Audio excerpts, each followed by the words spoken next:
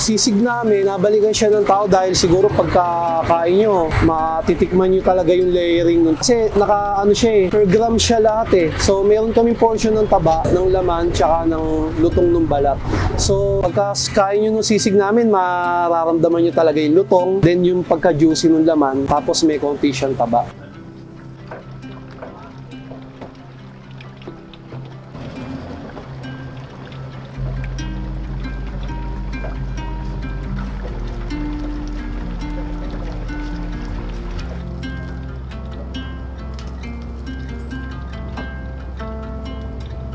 Pagkalagay namin siya sa styro, lalagyan namin siya ng special sauce namin eh. Yun talaga yung binabalikan ng sabi ng mga tao na masarap yung sauce namin yun. Yung special sauce namin na halos nandun na lahat ng timpla kasi usually Bagnet wala namang timpla.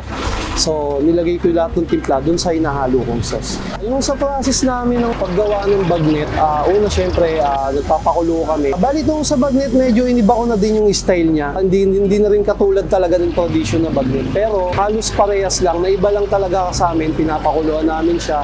Pero sa timpla, the rest wala lahat. After namin siya pakuluan ng mga 2 hours, 1 to 2 hours. Nire-rest namin siya, din sinasalang namin siya sa first fry. First fry namin sa malaking kawa. Medium heat lang siya, then piniluluto namin siya doon ng mga 1 hour. Then after no, nire-rest namin siya. Pero order na lang kami. Once na may order, chop kami. Then isi-second fry namin siya sa high temperature para mag-chicharon siya.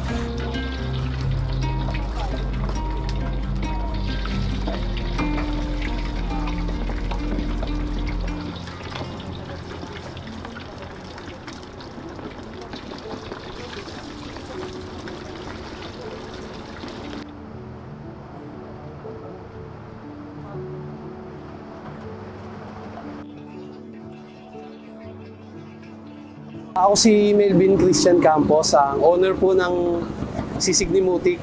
Sinimulan po namin itong Sisig ni Mutik noong April 6, 2021. Pandemic siya. Walan kasi kami ng trabaho sa abroad. So yun. After a year, nung kapos na kami sa budget, naisipan ko na namin mag-asawa na magtayo ng business. Una, hindi pa to eh. Hindi pa sisig talaga tsaka Bagnet. Parang ang nasa isip ko lang kahit ano eh, basta lang meron pagkuhanan ng kakakitaan para sa panggatas ng anak, pang araw-araw. Then yun, hanggang sa isang araw, nag-try lang ako bumili ng mga pagkain dyan sa labas hanggang sa na-try ko yung sisig sa ibang tindahan na gustuhan ko naman. Then naisipan ko siyang business tapos baguhin yung style ng karaniwang style ng mga tindahan na sisig sa lugar namin. Para ako maiba ako, siguro para mas patukoy ng tao. So yun, naisip ko nga na gumawa ako ng sarili kong sauce, special sauce, then Bagnet style yung sisig namin, crispy. Kaya yun, doon po nag-start yung Sisig ni Mutik.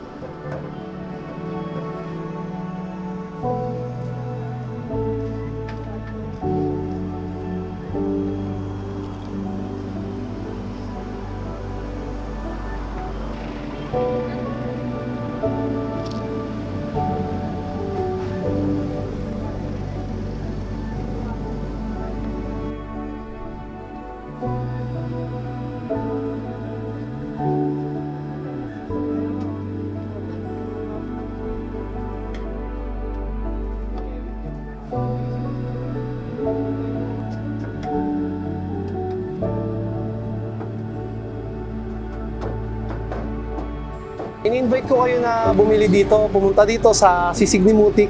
Located lang kami dito sa 253 Governor Pascual Street, Sipak, Navotas.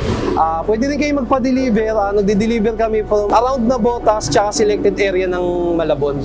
Kung outside Navotas and Malabon na kayo, pwede kayo magpalalamu para matikman nyo kahit malayo.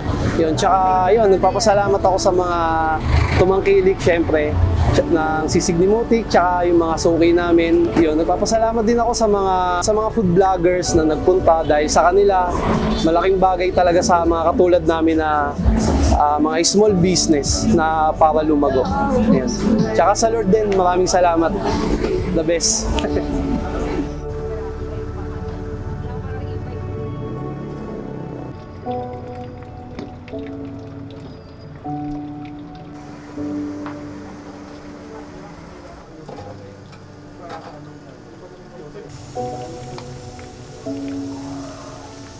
Ano yan, ano ba?